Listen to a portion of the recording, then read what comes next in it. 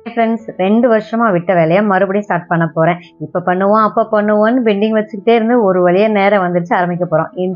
முடி வளருதோ இல்லையோ, இருக்கிற முடியும் கொட்டையும் சொட்டையாகாம இருந்தா சரிதான். அதுக்காக தான் இந்த மாதிரி ஏதாச்சும் ஒன்று பண்ணி ஆயிலெலாம் காய்ச்சி ஹேர் பேக்லாம் போட்டு கொஞ்சம் மெயின்டைன் பண்ணிலாம் வச்சுருந்தேன். ஒரு 2 வருஷமாக அதை அப்படியே விட்டுட்டேன், எதுவுமே கவனிக்காமே விட்டுட்டேன். இப்போ மறுபடியும் ஆரம்பிப்போம் அப்படின்னு சொல்லிட்டு ஹேர் ஆயில் காய்ச்சுற வீடியோ தான் இது. உங்களுக்கு யூஸ்ஃபுல்லாக இருக்கும், தேவைப்படுறவங்க இதை பார்த்து ரெடி பண்ணி வச்சுக்கோங்க. இந்த ஸ்க்ரீனில் காட்டக்கூடிய எல்லா பொருளையும் நம்ம அரைச்சி தான் சேர்க்க போகிறோம். அரைச்சி சேர்த்தா மட்டும்தான் அதில் இருக்க முழு பயனும் கிடைக்கும் அப்படின்னு நான் நினைப்பேன். சில பேர் அப்படியே போட்டு காய்ச்சி ஃபில்டர் பண்ணி எடுத்து தூக்கி போட்டுருவாங்க. அது எந்த அளவுக்கு அதோட சாரெல்லாம் அந்த எண்ணெயில் இறங்குதுன்னு எனக்கு தெரியாது.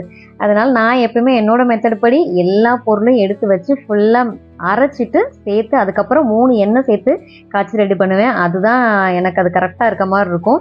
எண்ணெய் நம்ம போடக்கூடிய எல்லா பொருட்களோட சத்தும் அந்த முழுசாக எண்ணெயில் இறங்கணும். அப்போ தான் நம்ம முழு பலனும் நம்மளுக்கு கிடைக்கும். அதனால் அந்த 3 எண்ணெய் சேர்த்து இப்போ ரெடி பண்ண போகிறோம். எப்போயுமே இதெல்லாம் ஃபுல்லாக அரைச்சிட்டு தண்ணி சேர்க்காம அரைங்க.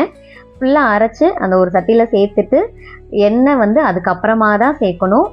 எண்ணெயை போட்டுட்டு அதுக்கப்புறம் இந்த அரைச்ச பொருள் சேர்த்துனா படப்படன்னு வெடிக்க ஆரம்பிச்சிடும். நான் 2 பேட்சாக அரைச்சி சேர்த்துருக்கேன். 1 லிட்டர் தேங்காய் எண்ணெய்க்கு தான் காய்ச்ச போகிறேன். நல்லெண்ணெய் 100, 50 விளக்கெண்ணெய் இதெல்லாம் சேர்த்து காய்ச்ச போகிறோம். இதெல்லாம் காய்ச்சி ஃபில்டர் பண்ணி எடுத்தாலே ஒரு 300, 400 எண்ணெய் காணாமல் போயிடும். நம்ம அந்த கொதிக்குதில்ல அதுலேயே பாதி குடிச்சிரும். ஸோ ஓகே, நம்மளுக்கு இது எல்லாமே இந்த போடுற பொருளோட சத்து எல்லாமே உறிஞ்சி எடுத்து எண்ணெய் நல்லா திக்காக கிடைக்கும். நல்ல வாசனையாகவும் இருக்கும். நம்ம அந்த நொச்சி எல்லாம் இந்த மாதிரி எல்லாம் போடுற நல்ல வாசனையாக இருக்கும். பார்த்தீங்களா எவ்வளோ திக்காக கிடைக்குதுன்னு. எண்ணெயும் வாசமாக இருக்கும்.